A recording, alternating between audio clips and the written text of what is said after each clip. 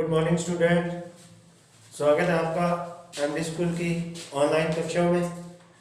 कल अपने पीछे वाली कक्षा में चर्चा की थी कक्षा 10th के जो अध्याय नंबर 2 है मानव तंत्र, इसके अंदर अपने चर्चा कर रहे थे अंतःस्रावी तंत्र के बारे में।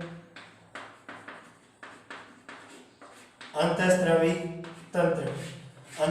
तंत्र के अंतर्गत अपने शरीर में पाई जाने वाली विभिन्न प्रकार की अंतःस्रावी ग्रंथियों के बारे में बात की। दो ग्रंथियां आपने पढ़ चुके थे। पहली कौन सी ग्रंथि थी? हाइपोथैलेमस। इस हाइपोथैलेमस को क्या बोलते हैं हमने?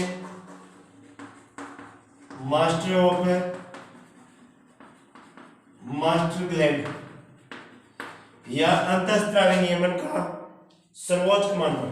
ठीक है। क्यों बोलते हैं?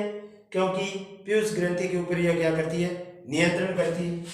दूसरी बात, स्थिति कहाँ स्थित होती है?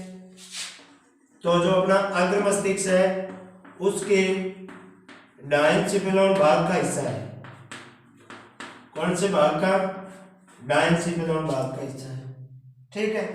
तीसरी बात, इस ग्रंथि से हार्मोन कौन से छोड़े जाते हैं? तो बताए थे आपको दो प्रकार के हार्मोन छोड़े जाते हैं। पहला मोचक हार्मोन और दूसरा निरोधी हार्मोन। ठीक है।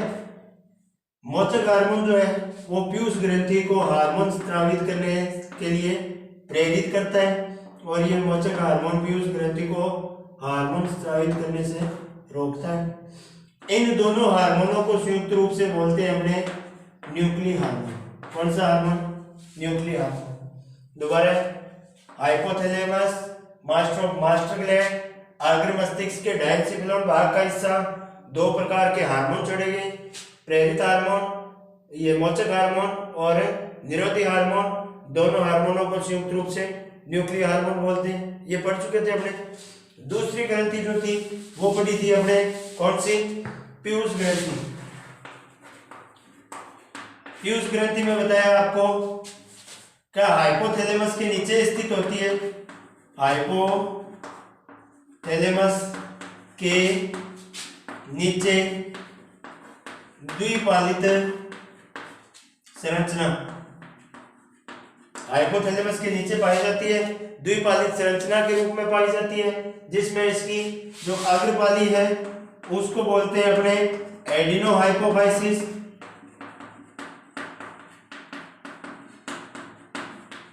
और जो इसकी पश्च पाली है उसको बोलते हैं न्यूरोहाइपोफाइसिस। ठीक है। अग्रपाली के द्वारा आपको बताए थे hormone STH, ACTH, LH, FSH और न्यूरोहाइपोफाइसिस के द्वारा दो हार्मोन बताए थे, ऑक्सीटोसिन और वैसोप्रेसिन। ऑक्सीटोसिन क्या करता है? अपने जो गर्भावस्था है उसका नियमन करने का कार्य करेगा। ठीक है। और जो वैसोप्रेसिन है दूरस्थ कुंडलित नलिकाओं के अंदर जल के पुनः अवशोषण की क्रिया को प्रेरित करने का कार्य करता है। ठीक है। ये चीजें अपने पढ़ चुके थे इन दो ग्रंथियों के बारे में। आज अपने बात करनी है तीसरी ग्रंथि, जो कि कौन सी ग्रंथि है? मस्तिष्क के अंदर ही पाई जाती है। कौन सी ग्रंथि? पीनियल ग्रंथि। तीसरे प्रकार की ग्रंथि है अपने पीनियल ग्रंथि। पाई कहां जाती है? पर मस्तिष्क के पास, पर मस्तिष्क के पास। ठीक है। हार्मोन कौन सा स्रावित किया जाता है? मिलेटोनिन। कौन सा हार्मोन है? मिलेटोनिन। अंधेरे में बढ़ता है अधिक मात्रा में। कब? अंधेरे में अधिक मात्रा में बनता है। ठीक है। कार्य क्या है? लैंगिक परिपक्वता, लैंगिक परिपक्वता को नियंत्रित करने का कार्य करता है। ठीक है। और अपनी जो दैनिक क्रियाएं जैसे कि सोना, जागना, उठना, बैठना, मासिक चक्र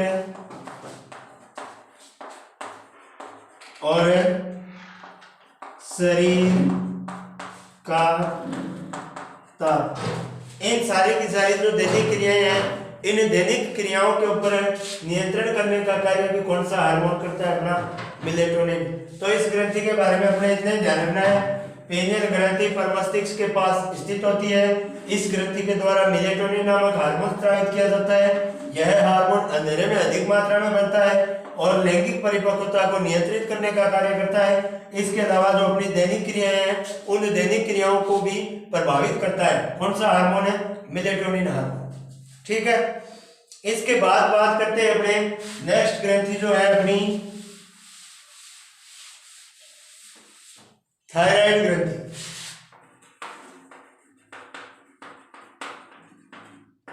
थायराइड ग्रंथि जो है वो अपने श्वास नाल के दोनों ओर द्विपालित संरचना के रूप में व्यवस्थित होती है। श्वास नाल के दोनों ओर द्विपालित संरचना के रूप में गले के अंदर स्वरयंत्र के नीचे स्थित होती है। ठीक है, द्विपालित संरचना के रूप में पाई जाती है और 3 प्रकार के हार्मोनों का स्रावन किया जाता है। कितने प्रकार के? 3। एक होता है T4 जिसको बोलते हैं अपने टेट्रा आयोडो थायरोनिन। दूसरा T3 ट्राई आयोडो थायरोनिन। और तीसरा कैल्सिटोनिन। कितने हार्मोन हो गए? 3 हार्मोन। कौन कौन से? टेट्रा आयोडोथायरोनिन या T4, ट्राई आयोडोथायरोनिन या T3 और कैल्सिटोनिन। ये जो दोनों ऊपर वाले हार्मोन है ये आयोडीन युक्त हार्मोन है, आयोडीन युक्त।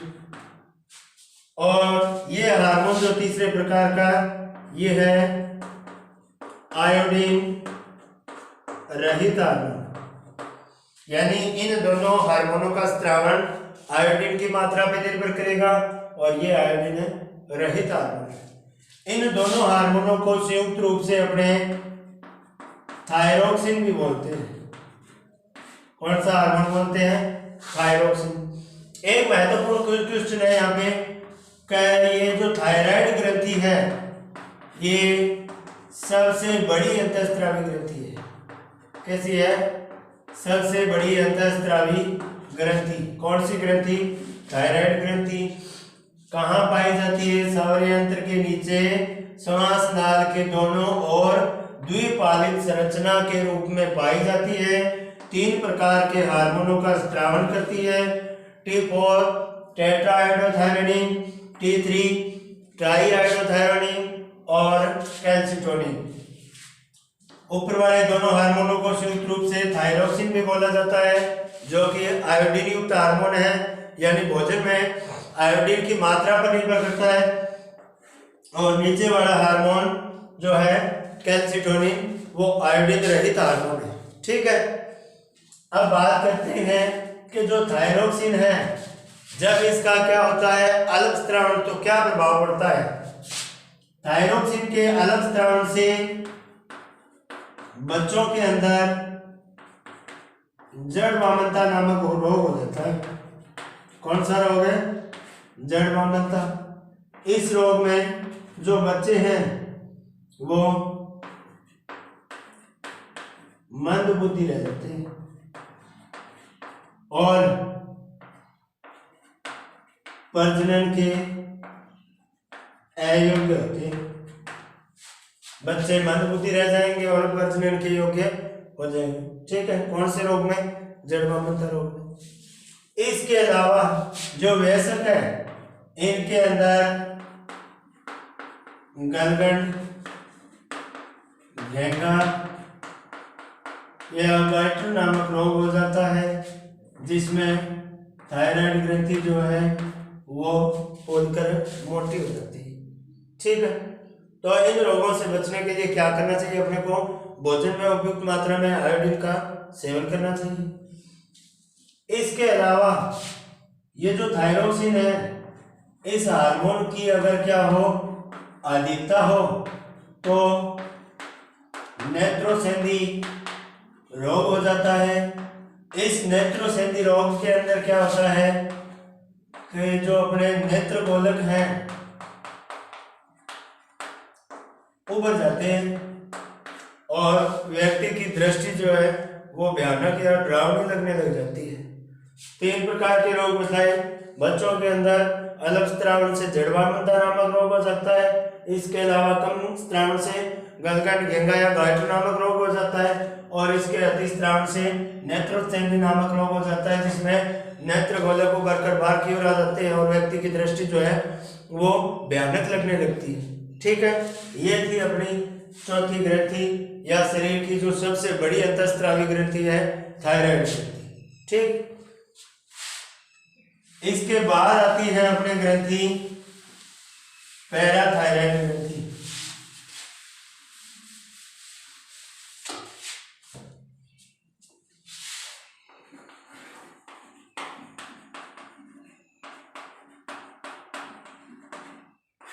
पैराथायराइड ग्रंथि में क्या है, देखो कि ये जो अपनी श्वास नाल के दोनों ओर पाई जाती है कौन सी ग्रंथि, द्विपालित संरचना के रूप में थायराइड ग्रंथि।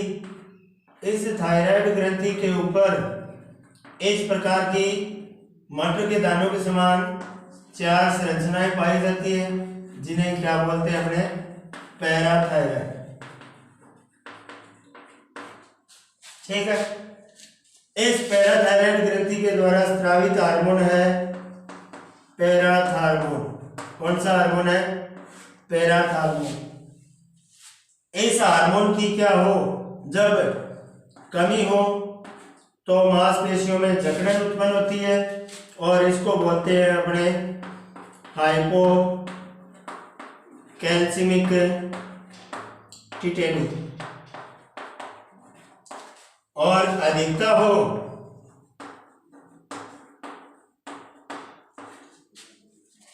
तो क्या होगा, कैल्शियम आयनों का स्तर बढ़ जाता है रक्त के अंदर और पथरी निर्माण की संभावना क्या हो जाती है, किडनी में बढ़ जाती है। कौन से हार्मोन से, पैराथार्मोन हार्मोन। इस हार्मोन की कमी से हाइपोकैल्सिमिक टिटेनी और अधिकता से कैल्शियम आयनों का स्तर बढ़ जाएगा और वर्कक में पथरी निर्माण की संभावना बढ़ जाती है, जिसको बोलते हैं अपने हाइपर कैल्सिमिक टिटेनी। कौन सा, हाइपर कैल्सिमिक टिटेनी। ठीक है, ये थी अपनी पैराथायराइड ग्रंथि। ध्यान रखने वाली बात, स्थिति यानी थायराइड ग्रंथि के ऊपर 4 मटर के दानों के समान संरचनाएं पैराथायराइड ग्रंथि होती है। स्रावित होने वाला हार्मोन पैराथार्मोन है। कमी से हाइपोकैल्सिमिक टिटेनी रोग हो जाता है, जिसमें मांसपेशियों में खिंचाव उत्पन्न होता है और अधिकता से रक्त के अंदर कैल्शियम आयनों का स्तर बढ़ जाता है, जिससे अपनी किडनी के अंदर पथरी निर्माण की संभावना बढ़ जाती है और इसको बोलते हैं अपने हाइपर कैल्शियमिक टिटेनी।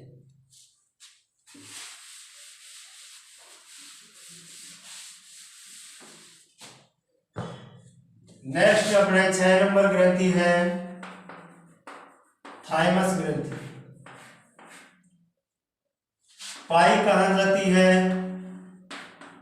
वक्ष गुहा में हृदय के ऊपर। वक्ष गुहा में पाई जाती है हृदय के ऊपर वाली साइड। कैसी, द्विपालित संरचना के रूप में। कौन सी संरचना, द्विपालित संरचना के रूप में। ठीक है, और जो हार्मोन है वो कौन सा छोड़ा जाता है, थाइमोसिन। कौन सा हार्मोन छोड़ा जाता है, थाइमोसिन। ये जो थाइमोसिन है ये हार्मोन कार्य क्या करता है कि जो अपने प्रतिरक्षा तंत्र की टी लिम्फोसाइट कोशिकाएं, इन लिम्फोसाइट कोशिकाओं को परिपक्व करता है। अतः इस ग्रंथि को क्या बोलते हैं अपने, लिम्फोसाइट का प्रशिक्षण केंद्र। अतः इसको क्या बोलते हैं अपने, लिम्फोसाइट का प्रशिक्षण केंद्र। ध्यान दो, थाइमस ग्रंथि वक्ष गुहा में हृदय की ऊपर वाली साइड स्थित होती है, द्विपालित संरचना के रूप में पाई जाती है, थाइमोसिन नामक हार्मोन का स्रावन करती है। यह थाइमोसिन टी लिम्फोसाइट कोशिकाओं को परिपक्व करने का कार्य करता है, अतः इसे बोलते हैं लिम्फोसाइट का प्रशिक्षण केंद्र। और इस ग्रंथि को बोलते हैं अपने प्रतिरक्षा का सींग, प्रतिरक्षा का सींग, क्योंकि अपने प्रतिरक्षा तंत्र को मजबूत बनाने का कार्य करती है, अतः इसको बोलते हैं अपने प्रतिरक्षा का सींग। जब अपने यौनावस्था में होते हैं तो इस ग्रंथि का आकार जो है वो बड़ा होता है, जैसे जैसे आयु बढ़ेगी इसका आकार जो है वो क्या होता जाएगा, छोटा होता जाएगा, और वृद्धावस्था में इसका आकार तंतु समान रह जाएगा। ठीक है, तो क्या कर रही है ये, प्रतिरक्षा तंत्र को मजबूत बनाने का कार्य कर रही है। तो जैसे जैसे आयु बढ़ेगी इसका आकार छोटा होता जाएगा, यानी अपना जो प्रतिरक्षा तंत्र है वो कमजोर होता जाएगा और शरीर में रोग पैदा होने की संभावनाएं जो है वो बढ़ जाती है। ठीक है, तो अब अपने टोटल कितनी ग्रंथियां पढ़ चुके हैं, कुल मिला के 6 ग्रंथियां। इन 6 ग्रंथियों में एक बार दोबारा ध्यान देना, पहली ग्रंथि हाइपोथैलेमस, दूसरी ग्रंथि पड़ी पीयूष ग्रंथि, इसके बाद तीसरी ग्रंथि पड़ी अपने पीनियल ग्रंथि, चौथी ग्रंथि जो है अपने वो पड़ी थायराइड ग्रंथि, इसके बाद पैराथायराइड ग्रंथि और 6 नंबर पे थाइमस ग्रंथि। इन 6 अंतःस्रावी ग्रंथियों के बारे में, इनकी स्थिति के बारे में, इनके द्वारा स्रावित होने वाले हार्मोनों के बारे में और उन हार्मोनों की कमी या अधिकता का क्या प्रभाव पड़ता है इसके बारे में अपने अध्ययन कर चुके हैं। नेक्स्ट जो है वो अगले पार्ट के अंदर। धन्यवाद।